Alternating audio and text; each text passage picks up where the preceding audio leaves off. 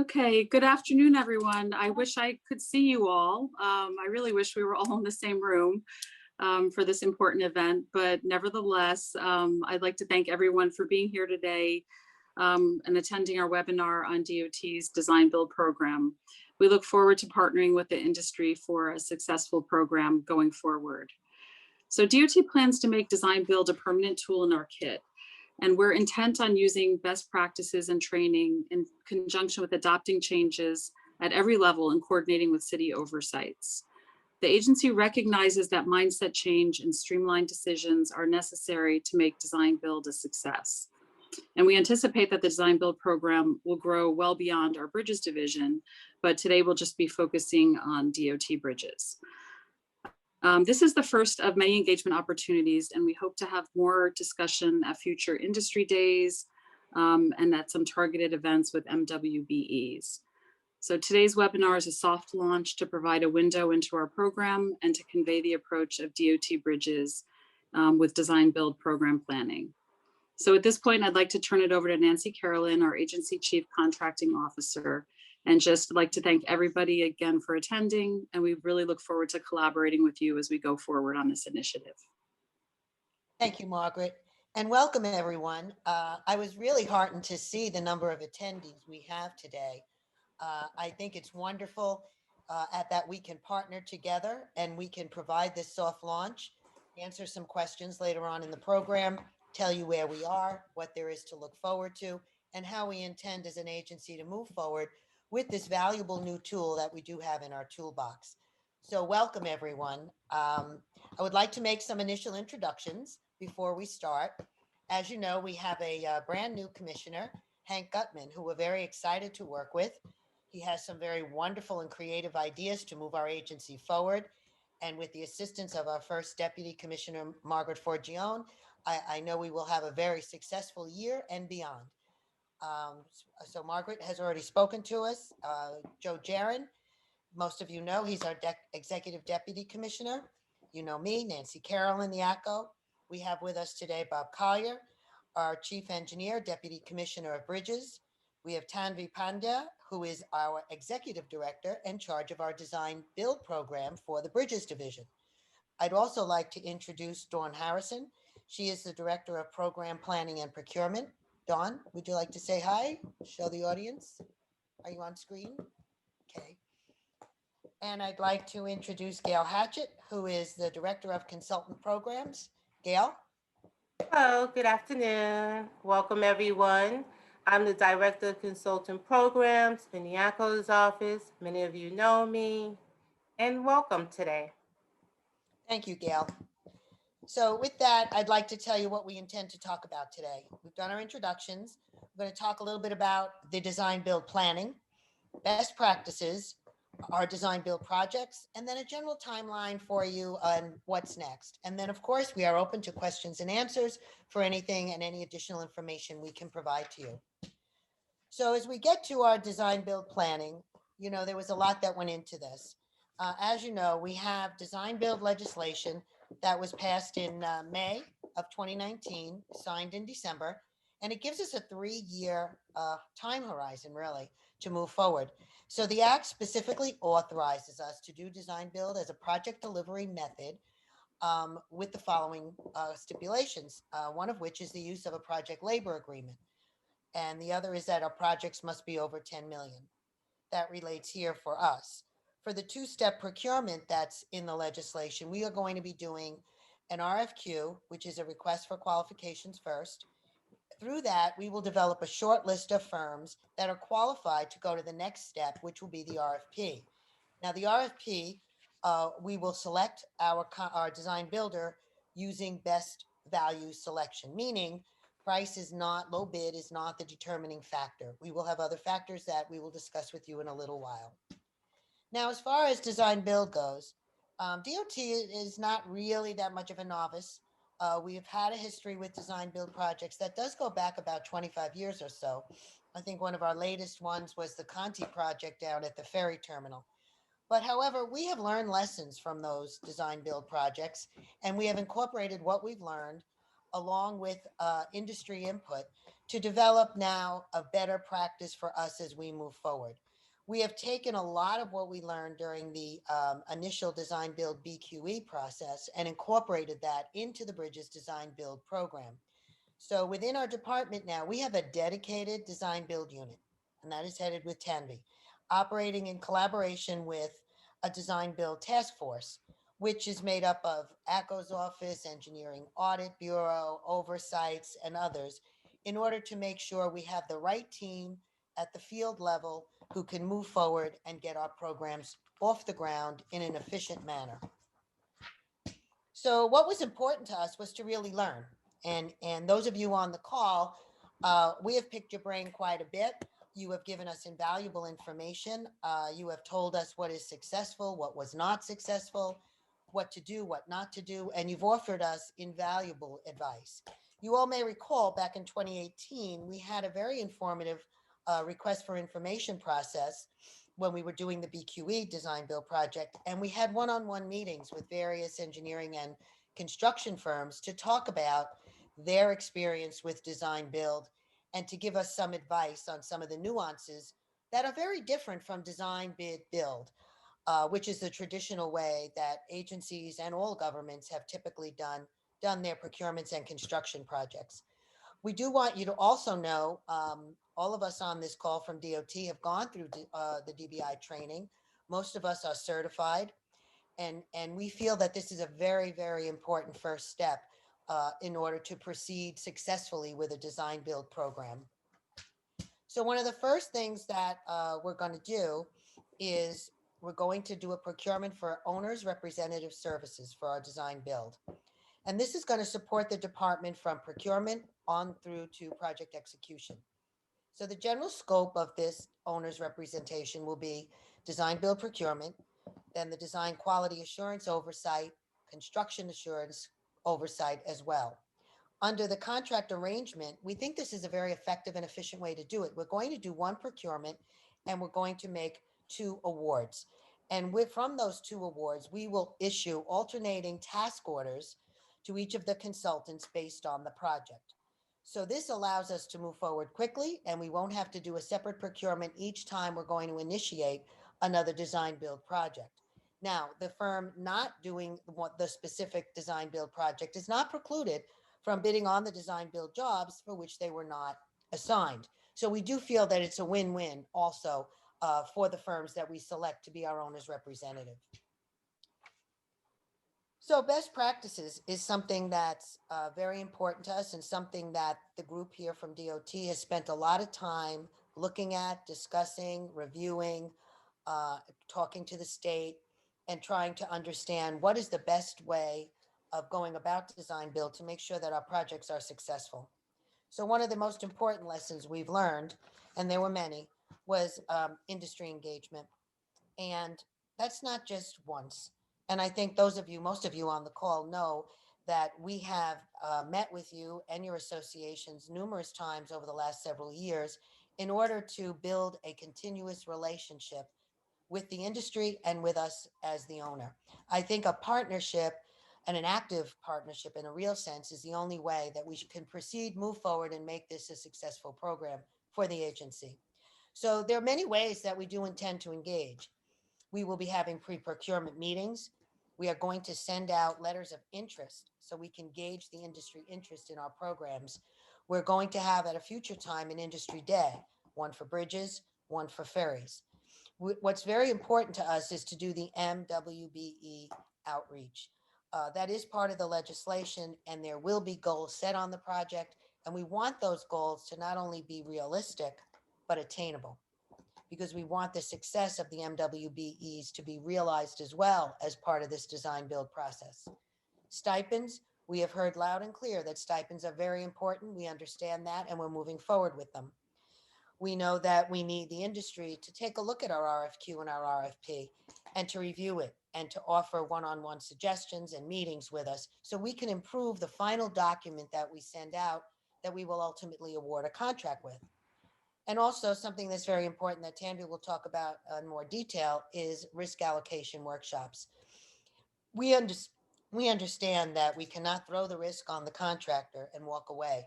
Risk is something that has to be divided between the folks who are best able to handle it. And that's something that we intend to do. And we know each project is different, and each project will have a different level of risk and different types of risk. And we understand that. And as we move forward, we want to make sure we partner with the industry so that the risk is allocated appropriately. So as we just said, we will have a two-step process. And first, and this is in the legislation, the first is the request for qualifications, or RFQ. It will be in development, it will be reviewed, solicited, and we will evaluate. Basically, the evaluation will be on a pass-fail. Do you meet the qualifications? Do you have the financial wherewithal to move forward? Are you going to be a viable partner with us? And step two then, for the shortlisted firms, will be the RFP. We will develop that. We will have an industry review of the RFP. We will redo or add or detract anything necessary, and then we will solicit. And then we will have an evaluation criteria that will be based on more than just price. We have not yet determined the percent that price is going to play on the evaluation criteria. That may be a moving target depending on the complexity of the project and the level of innovation that may or may not be required. So with that, I'd like to turn it over now to Tanvi to walk you through some of the other details. Thanks. Hello, everyone. We've spoken to quite a few people that are part of this group that is attending today. We've had several discussions with New York State DOT and their design build group, as well as FHWA. I believe some of them are in the participants today, so that's exciting. So we've learned a lot from those conversations, along with touching base with some of our other agency friends at MTA and others. So a lot of the things we're going to talk about are based off of what New York State DOT does. We will be following their design build manual.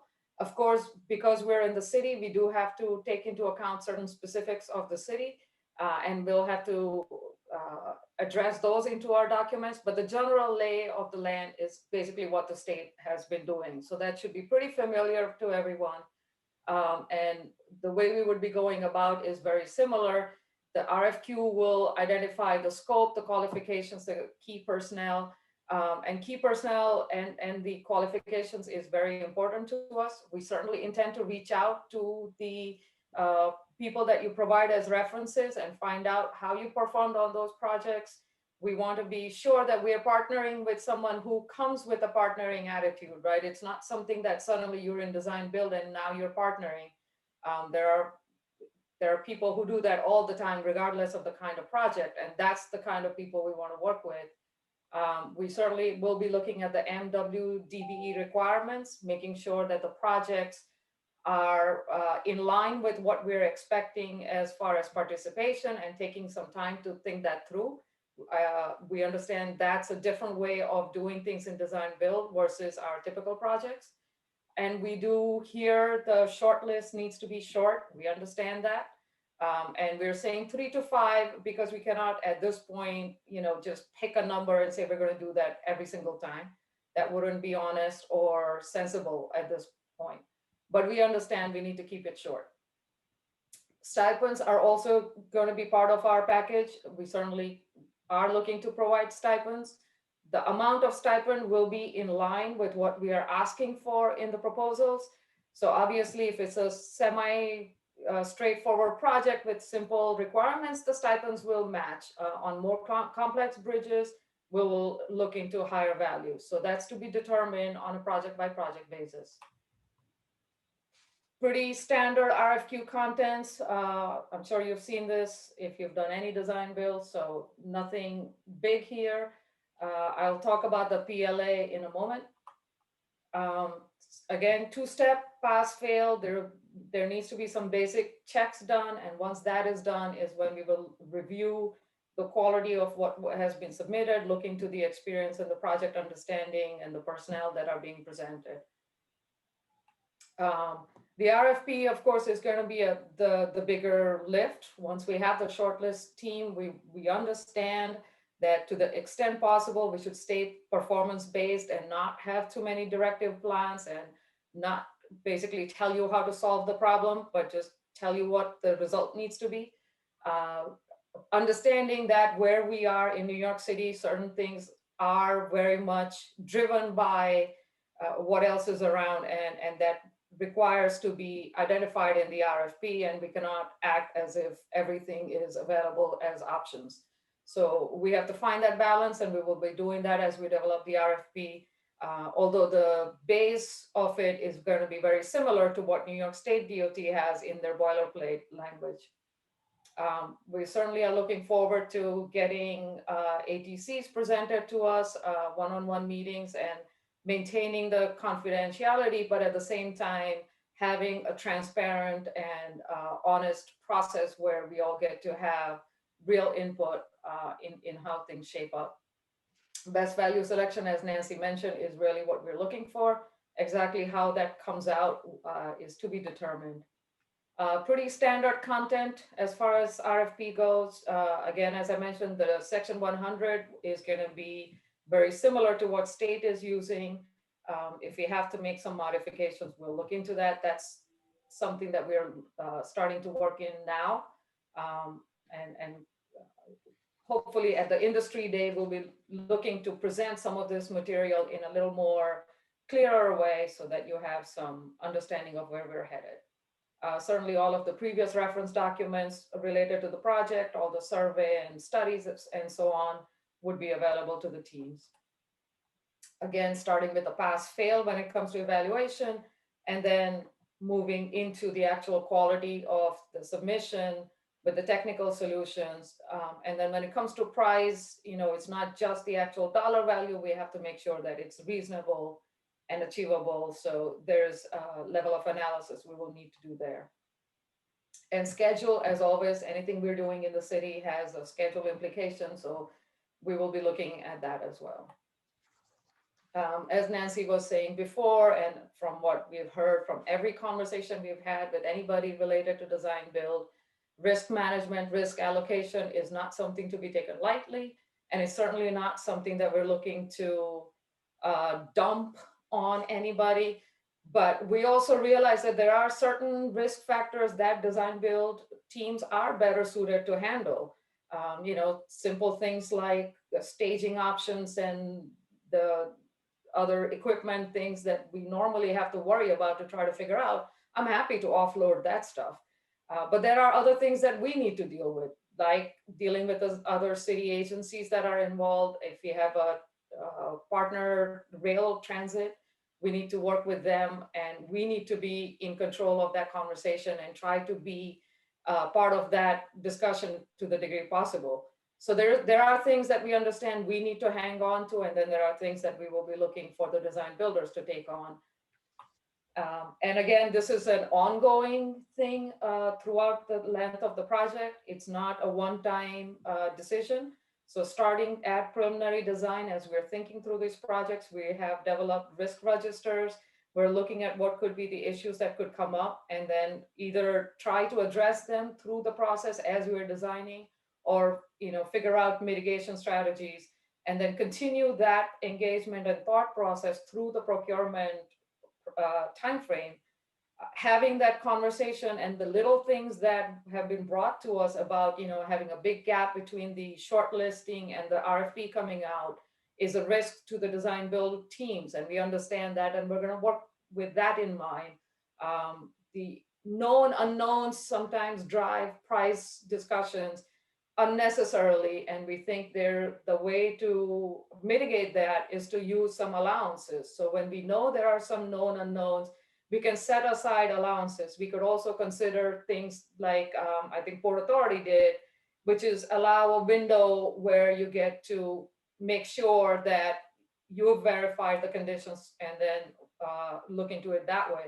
So there are things that we're going to look at and make it part of this risk mitigation thought process.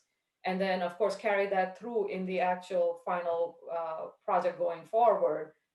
One of the big ones in that piece is how the communication protocol works, and how quickly do things get resolved and escalate up the chain. As Nancy mentioned before, I report directly to Bob. So from me, it goes directly to the chief engineer and then up to Margaret. So there is, and we work very closely with ECHO and EAB and all of them so that we can quickly resolve situation within that group to the extent possible. And these are things that we've discussed and protocols are being put in place for that. In particular, dispute resolution board is something that I'm sure you are all interested in hearing about, and we will get into that in a moment. As far as the project labor agreement, this is required by the legislation. As you know, we in city DOT typically don't use PLA. However, since that is required, we are now awaiting how this citywide infrastructure PLA plays out. If that comes out soon and it basically covers what we need to cover on our projects, then we don't need to do a project specific PLA. If it requires it, then we will have that done for the projects as they move forward. So on the PLA front, we are watching where this infrastructure PLA goes. Our legal and our team is involved in those discussions as well.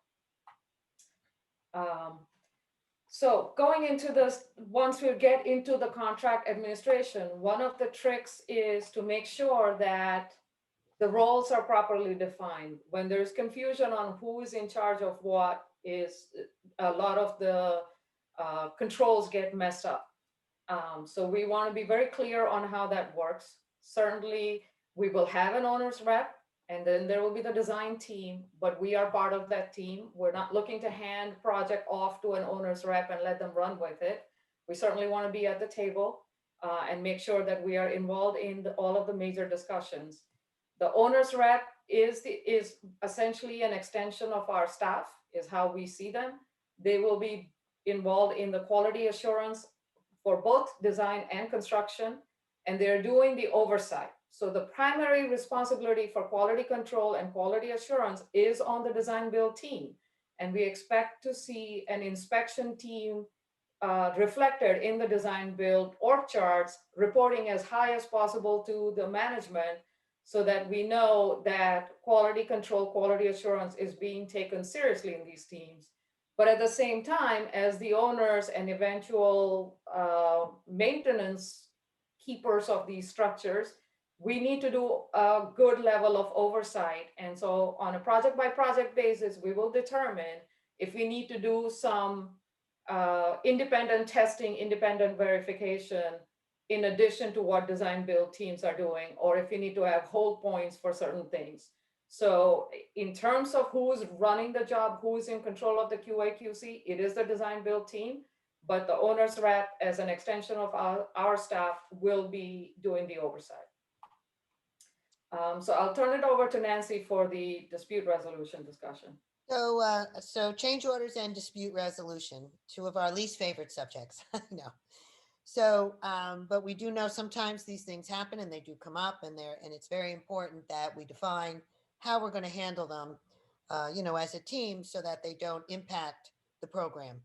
So we are working with Mayor's Office of Contracts and with Office of Management and Budget and the Controller to ensure the best way to handle any change orders should they arise.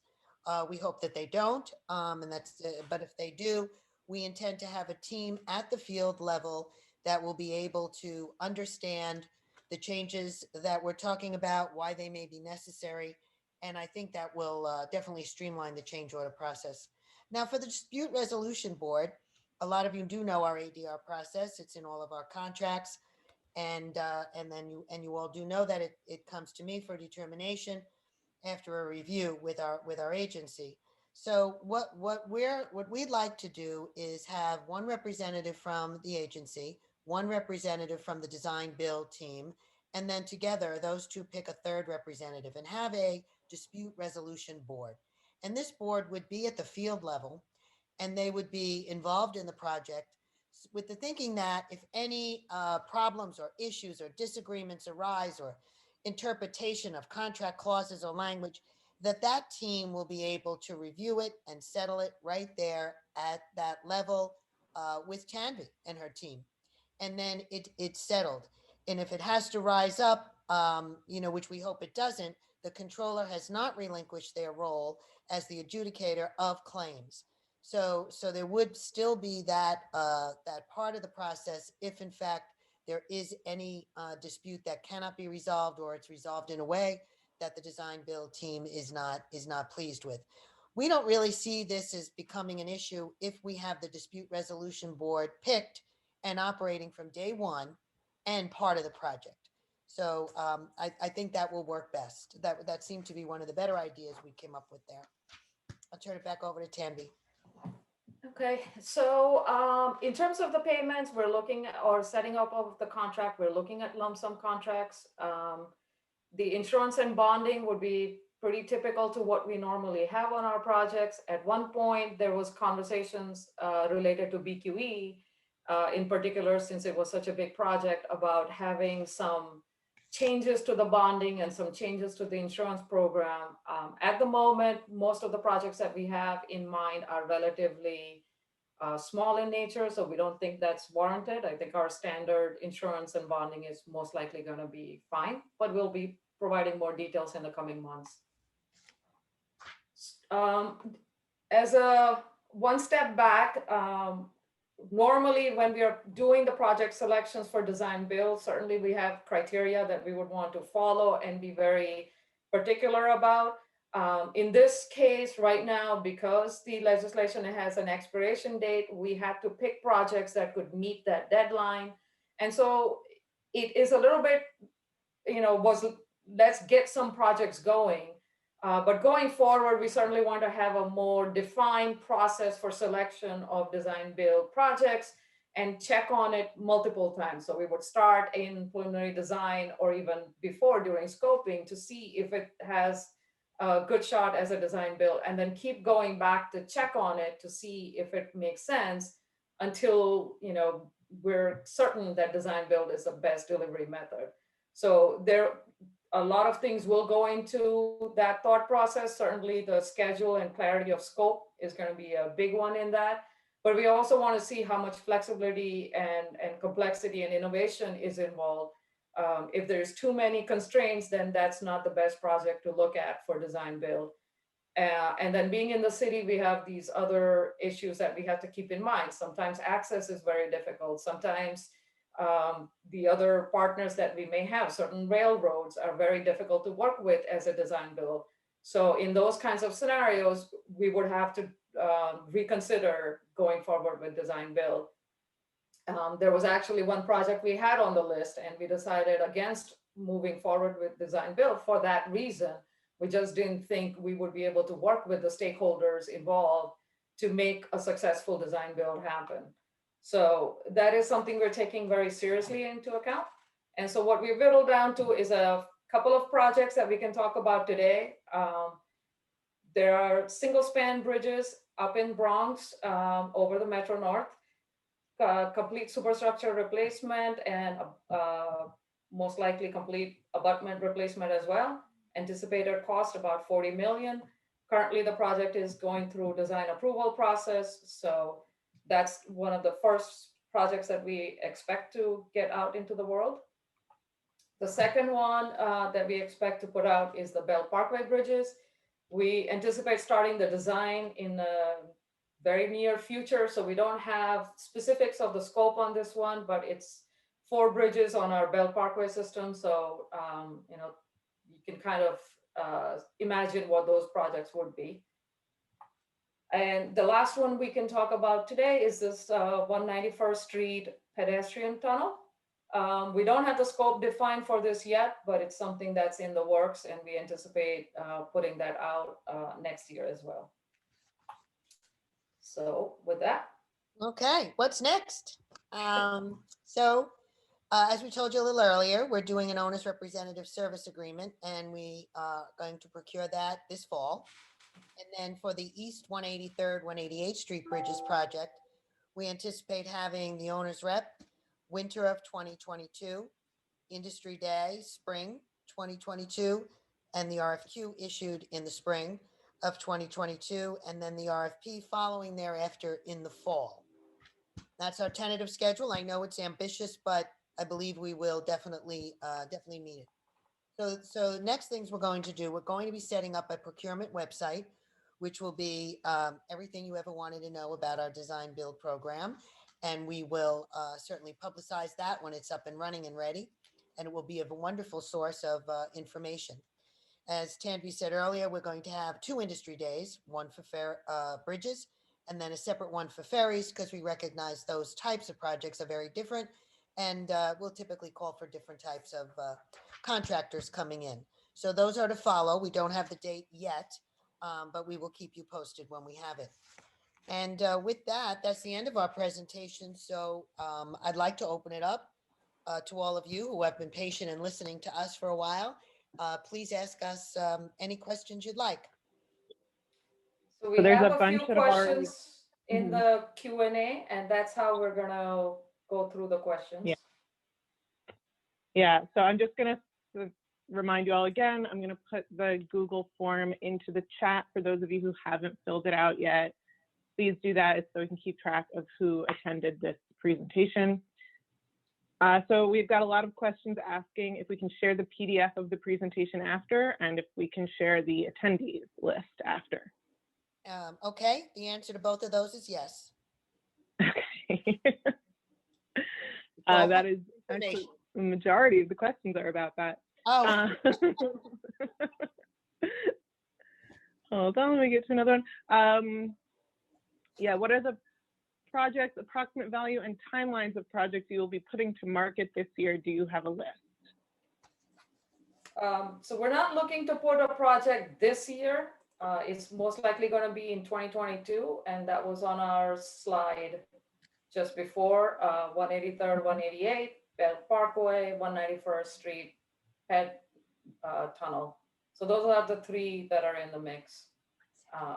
But when you get the copy of the PDF, you'll see the dates we have on there. Will the DOT use the services of an engineering/design firm to prepare a preliminary design package that will be the basis of the design build proposal? Yes, absolutely. As you know, most of our projects have to have some level of environmental process done. And we also need to figure out the scope of the project. Currently, my team is relatively small, so we won't be able to do all of that on our own in-house. So we will continue to put out preliminary design contracts for projects, even if we think we're going to move forward with design build. But we have to do the environmental process first. Will DOT require an independent REI on some design build projects? So this always gets phrased this way, which is confusing. So like I said before, design builder is expected to have a separate inspection arm to their team. So in our mind, there are 3 main components of a design build team. There's a contractor who's doing the construction, there's the designer who's doing the design, and then there is this team that is doing the construction inspection effort. And all 3 are part of that design build team. So is it independent, as in, are we going to hire someone directly purely to be the RE? No. We thought that might make for too many separate people. So we would have owner's rep, we would have the guy who did the preliminary design, we would have design builder. That just becomes too many cooks. So the inspection services are expected to be part of design build team. It is a responsibility to meet the QA, QC requirements of the contract, and the owner's rep on our behalf will ensure that that is happening and provide the oversight. When the dispute resolution board can't resolve the impasse, what is the next step going to be? so the process that the controller is responsible for is after the agency head determination, if it is not in favor of the design builder, they have then the opportunity, as they do in all of our other construction contracts, to bring that forward to the controller for the controller to hear the issue. So up until agency head determination, we can control that process, which is why we're recommending the dispute resolution board with a member chosen by DOT, a member chosen by the design builder, and the 2 of them pick an independent third arbitrator. Because we really do feel that at the lowest level possible, at the field level, these folks should be there working and understanding the project. And we're hopeful really that if almost all or all of these disputes that arise could be handled at that point and at that level. So they won't rise up to the controller. But no one is asking anyone to disavow any rights that they may have, to go forward with a claim to the controller, and the controller maintains that responsibility. We've got a couple questions here about the minority goals for owner's rep assignment, and in general, the minority and MWBE goals. So If the you could owner's rep, elaborate. the owner's rep is going to be a separate procurement that we talked about, where we're going to do a single procurement and make 2 awards. So every prime has subs, so there will be a goal set on that project. So once the scope is definitively outlined, it goes under a review in my shop, and we make a determination as to the goals that would be set. Those of you in the engineering world who are on this Zoom today, you understand that some of the goals are 20% or 23% or a little higher, depending on the nature of what the scope of work is, the subcontracting and subconsulting opportunities, and what we feel the industry has by way of MWBEs. So it's not set in stone. It's really a very active process, and it's individual to all contracts. Now, we go forward from there and we go into the design build procurement, and we have in the legislation that there will be goals on both the design portion and the construction portion. What those goals are, we don't know. It's going to be different depending on each project, because each project will have its own set of subcontracting and subconsulting opportunities that may not be similar to the next project we do. Okay, great. Will those project level decisions be binding on the controller to approve, or are they simply project level recommendations? Is this question referring again to the ADR process? Because That's my guess. I'm Yeah. thinking that if the DBR makes us. There's going to be some hopscotching, yeah. Okay, so again, the design build dispute resolution board makes a determination, right? And that determination can be affirmed by the agency head, and then we're done.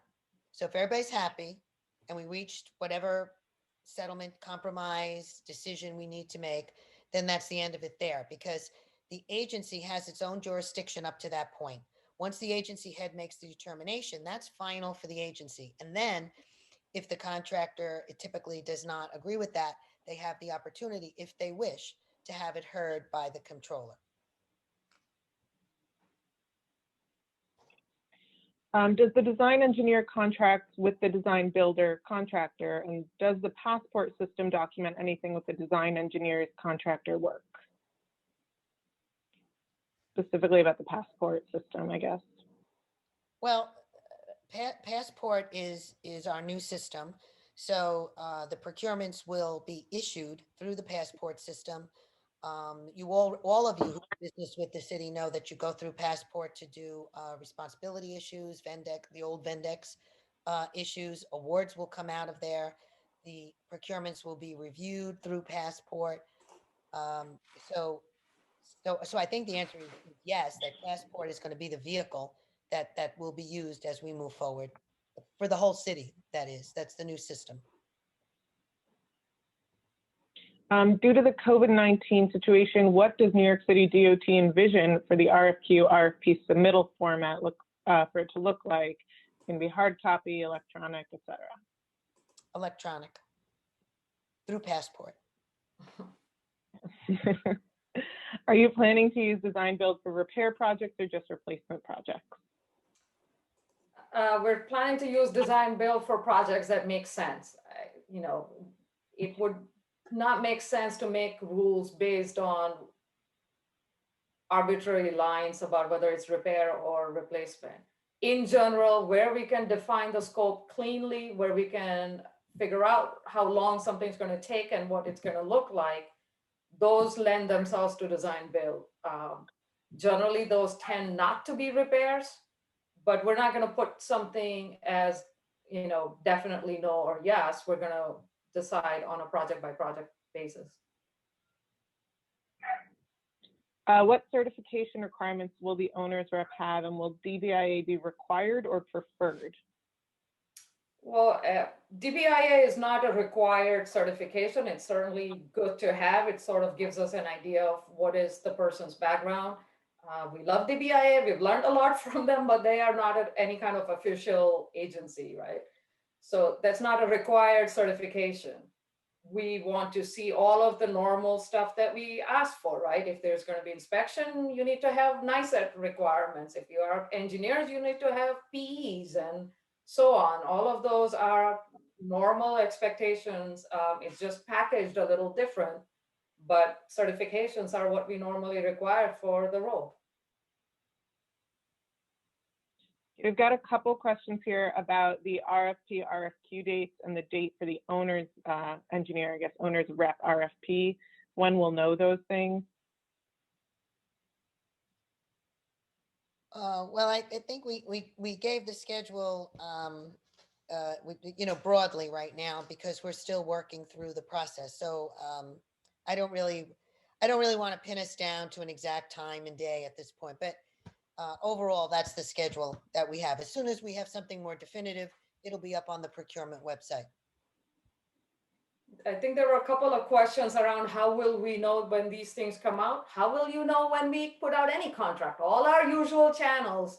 It'll be in the engineering record. It'll be on our website, and our goal is to have the website up for design build so that we can start putting things up there.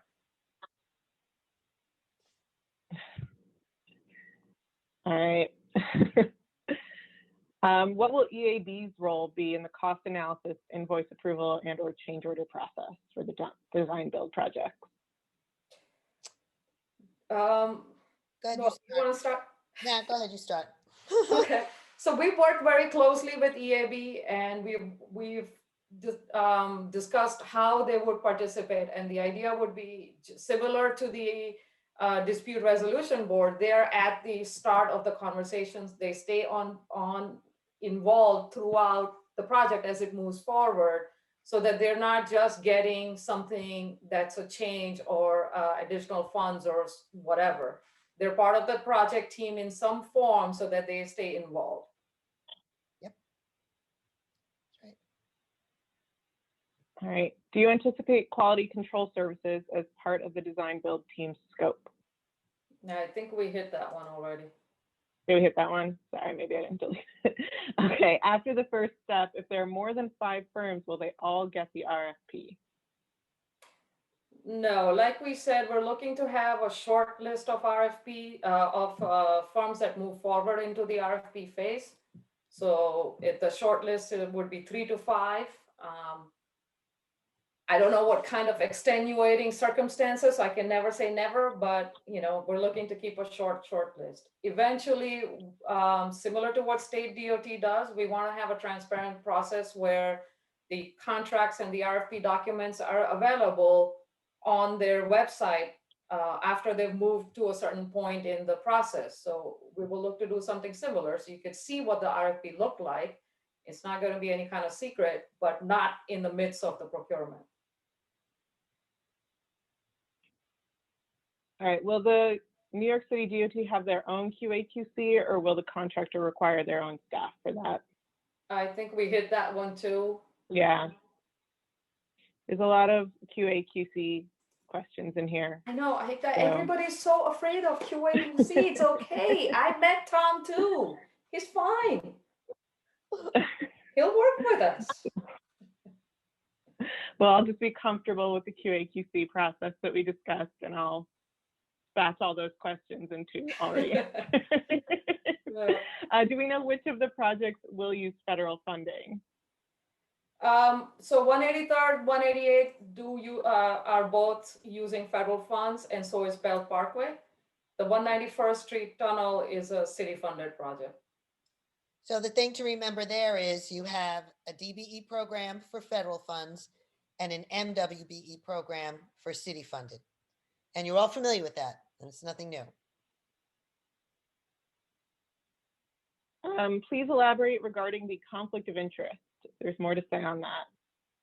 I don't know if there's more to say. You said everything. On the conflict of interest?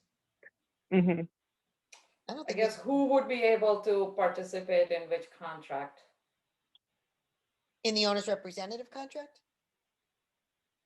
Thanks. I'm not really following the question. Conflict of Yeah. interest is something that is not uncommon to anybody on the Zoom today. You do have to state any relationships, et cetera, as you know, and then, but you're all free to submit. There is no moratorium, or there's no restriction on anybody submitting a procurement to the agency. You just have to identify any potential conflicts that you believe you may have, and the agency makes the determination at that time. That's all there really is. There's a lot of questions about the owner's rep, how long that contract is expected to be, and if DOT is hiring the owner's rep separately, a separate engineering firm hired by DOT. Yes, owner's rep is a separate service agreement that we are putting out. Like Nancy said, we'll be doing selections of 2 teams. Those teams will have QC, QA oversight abilities. So we can use those services as needed. They will be standalone for several years. We're still going through the review of that package, so I don't want to commit to a time frame, but we understand that since they're helping us through the procurement into the project delivery, that task order process and the contract itself needs to last long enough to cover all that. So we get it, but we're keeping that in mind as we finalize the package. And there's a lot of questions here about the owner's rep. If you are the owner's rep, can you also be on the design build team, the preliminary, all of those? So you're excluded from the design build contract. Absolutely. If you wrote the procurement document, you can't be on the design build team. So that's absolutely not that way. A lot of those questions on here. What is the max number of design build contractors on each shortlist? 3 to 5. Easy. The engineering consultant that develops the RFP documents and is the owner's rep. Okay, we already answered this. Sorry. Yeah. It's a lot of repetitive ones. Let me just find one we haven't done yet. How will the third independent party be selected? I imagine this is for the dispute resolution. They should be selected by both representatives, the DOT representative and the design build representative. They can go to the AIA board, with arbitration board, and come up with a process by which to make a neutral selection. Will the 30% designer be active in the design build contract? Will they be what? Repeat. Active Active? in the design Well, build I mean, contract. those who did the preliminary design certainly have some additional depth of knowledge, and depending on the specifics of the project, we may need to keep that expertise around. So it will depend on that. But normal thought is once we have a design build team on board, the rest of the project would run with the design build team and the owner's rep.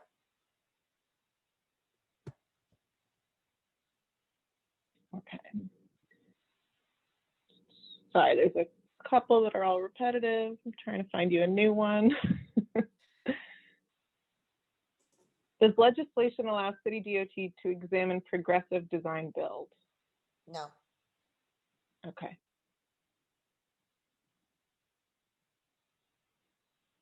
I don't know if you guys have this offhand, but where is the website for procurement for bridge and ferry? Can we throw that in the chat maybe? There's the doing business page of NYC DOT, but eventually we'll have a specific tab for design build someplace. Right, but it'll be on that doing business with DOT where we list all the RFPs and bids. It'll be in that area. But we'll make a big announcement once we have it in place. We don't want it to be a secret. We want you all to find it very easy. Due to COVID-19, again, does New York City DOT intend to hold virtual or in-person one-on-one meetings or some sort of combination of the two?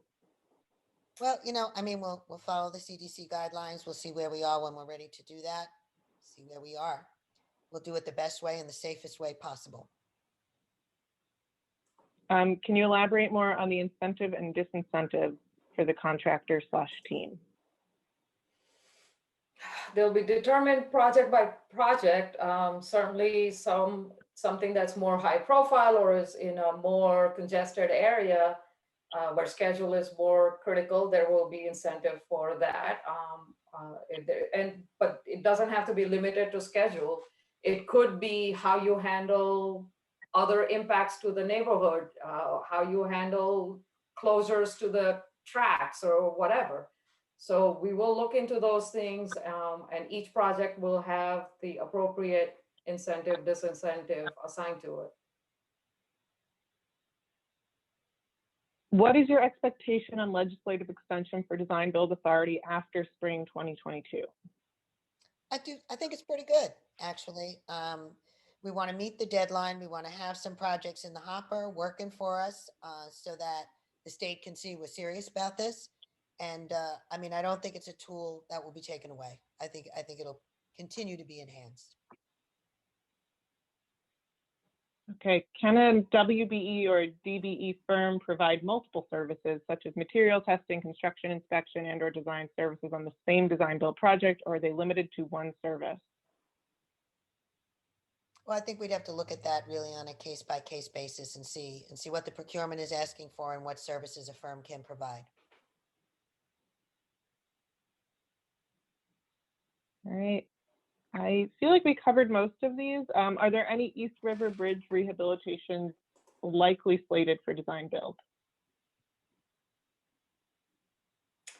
Not at this time. Can't say never again, but as of now, no. How long will it approximately take for the entire procurement process for a design build project?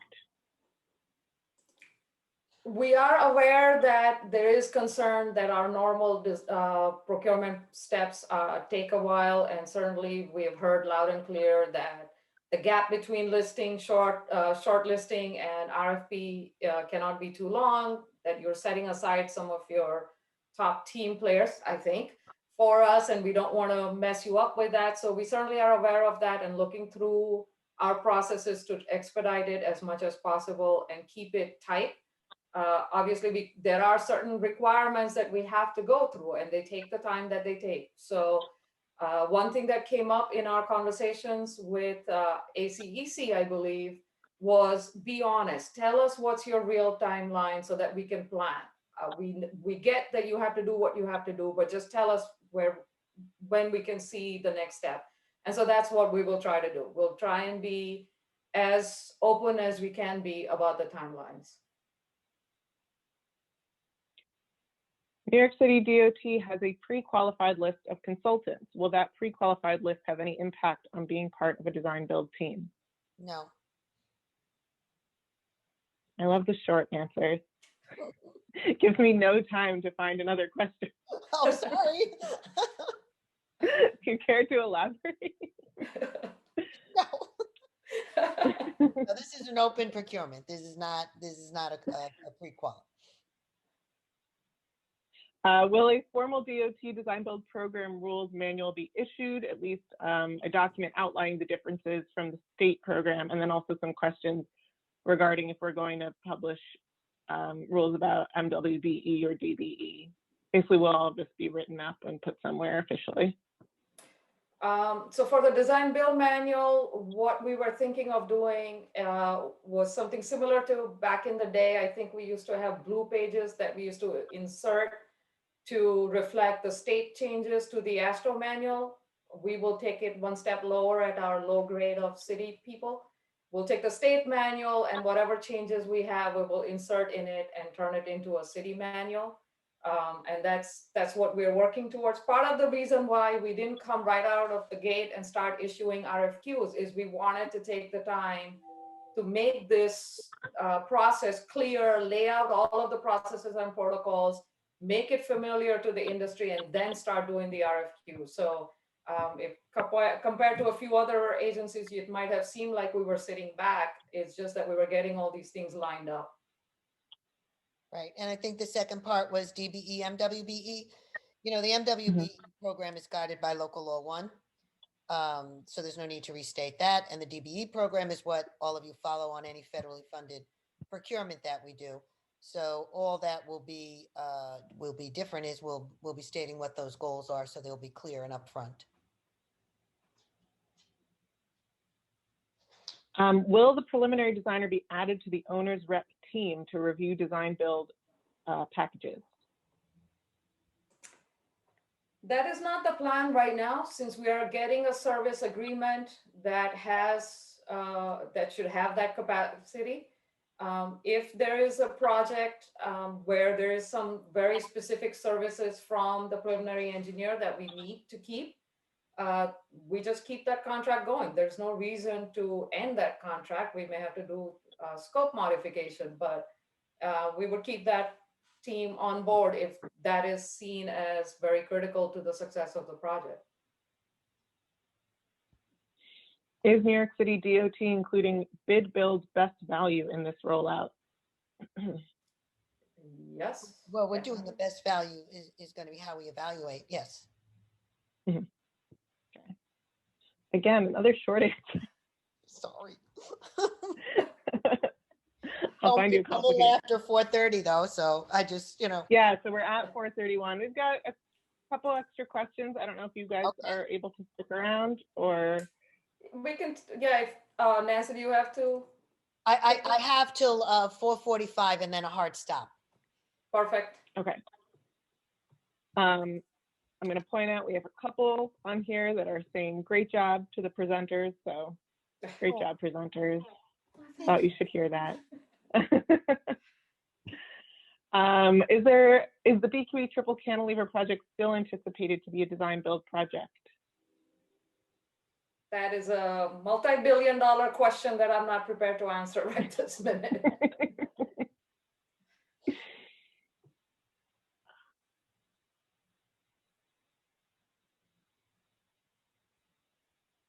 Will the two DOT consultants have advanced or unfair knowledge of the upcoming design build projects in the pipeline? It's an interesting question. No, we don't think so, but we're going, as I said, we're going to rotate, we're going to alternate as we give out the tasks. So I don't really see that there'll be any issue there.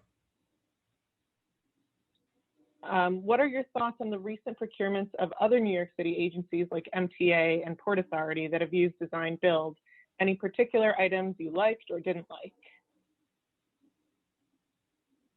I mean, we've spoken to MTA extensively with the third track team. We had quite a few conversations, and there were a few things that they did that we really liked. But not all of it can transfer to us. As you know, by the fact that they're called authorities, they have freedoms that we don't have as a DOT. Right. So, that certainly limits us being able to adopt all of their best practices. But, that doesn't mean we can't do a light version of it if it works out within our rules. And so we're looking into that. We're in touch with a lot of our counterparts, and we try to learn from each other.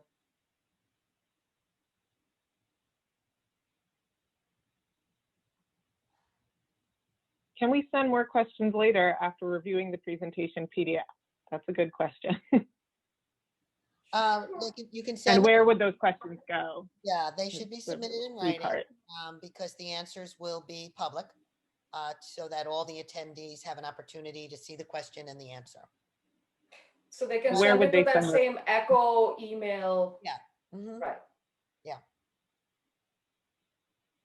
Okay. And then similarly, will this recording be available? That is the plan. We're planning on having this recording be available so long as the recording comes out, with audio. We're novices at this. No, you bet. So at least you'll get the PowerPoint. Let's put it that way. I will know when this is over. if we're going to be able to put this online. If this is a usable recording, which hopefully it will be, I don't know why it wouldn't be, it will be on the DOT YouTube page, according to my sources. So, let me just find another one. Is there a deadline for submitting these questions? Yes. I mean, obviously, we want to keep hearing the questions. We may not be able to respond to all of them. But I think you should understand that these questions give us an idea of what is in people's mind, and we're taking that into account as we move forward. And the questions that are being asked, we may not respond right away, but when we come back with the industry day, we'll be able to give you those information. That's true. You do get another bite at the apple, really. And I think for Industry Day, we'll have a little more information with respect to some of our oversights and what will and will not be allowable. And I think we can really get into more detail with some of this than we really can right now. All I would ask is if you do submit any questions in writing, please don't just repeat what you discussed here. Just if there's a new question that or a new topic that wasn't raised today. What is the one determining factor that would make DOT not consider design build for a project? There's a few.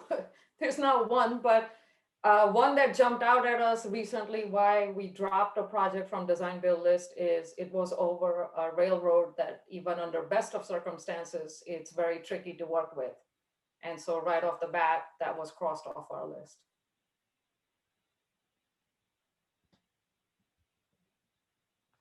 Has the scoring for best value criteria been established, and how much will technical be weighted versus price? Will any scoring from the RFQ phase carry over to the RFP phase? We haven't really made a determination yet on the weight of each of the evaluation criteria, and that will be done based on the project. And so it'll be, it's not just going to be, the same for every project we do, but it's not defined yet. Will both the designer and contractor have to separately meet the MBE goal? Yes. Is New York City DOT planning on doing detailed debriefs with design build teams submitting bids like New York State? We typically do debriefings after the procurement has reached a certain point.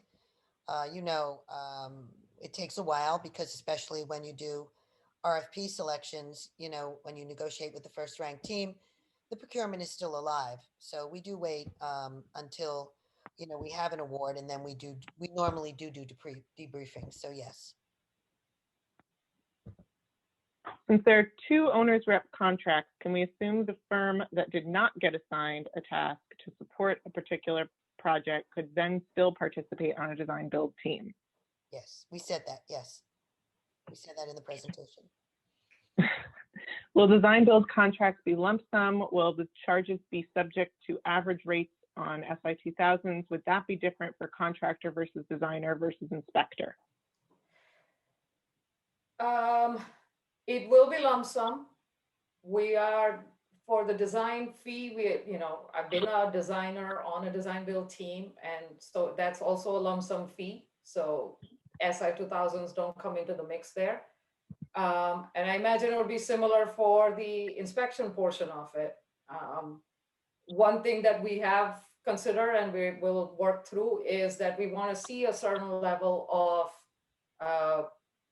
inspection be part of the contract, right? We want a certain percentage or a certain effort going into it.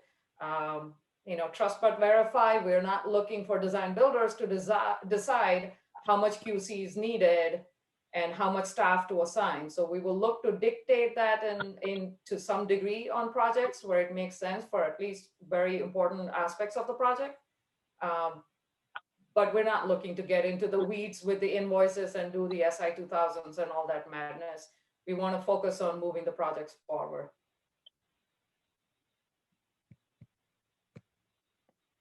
Would any projects which may currently be in preliminary design and expected to be design bid build be switched over to design build for final design and construction?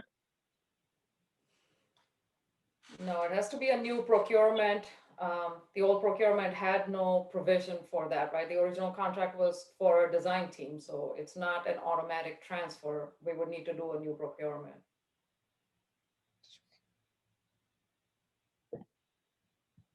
Okay, there's a lot of questions about specifics of what will be submitted for design builders and if we have those qualifications laid out yet. I think you already answered that. No, we don't yet. No. Yeah. I mean, you know, there's gonna be, can be said, like, you know, we need to make sure you have the financial wherewithal, you're a good contractor, you're not, you know, you have a clean, fairly clean Bendex, that type of thing. So, but no, we haven't really defined it any further. I do think we've hit pretty much everything. And we're past time, but we're almost at your time, Nancy. Yep. So if there's anything else, if anyone wants to add in, if I missed something, you can add it into Bob, the do you Q&A. want to say any final words? Did you want to say something, Bob? The only thing I could say is I think there's a little misconception. Quality control was always the contractor's responsibility, always.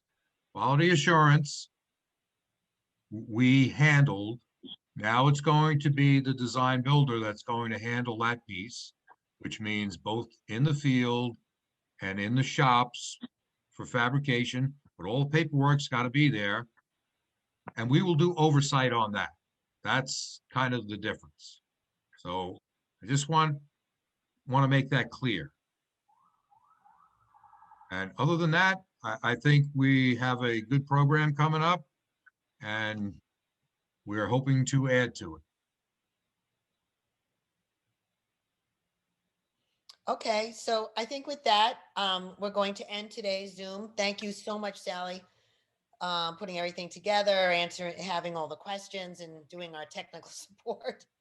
And thank you to Dawn and to Gail, who are a major part of our team as we move forward. And my colleague Tanvi, of course. So we're very happy to have been able to provide you with this opportunity for a little insight into our program. Please stay tuned and look forward to further information, which will be coming up very shortly. So with that, again, thank you. Thank you all for joining. Happy to have you all here. Bye. Thank you. Bye. Bye.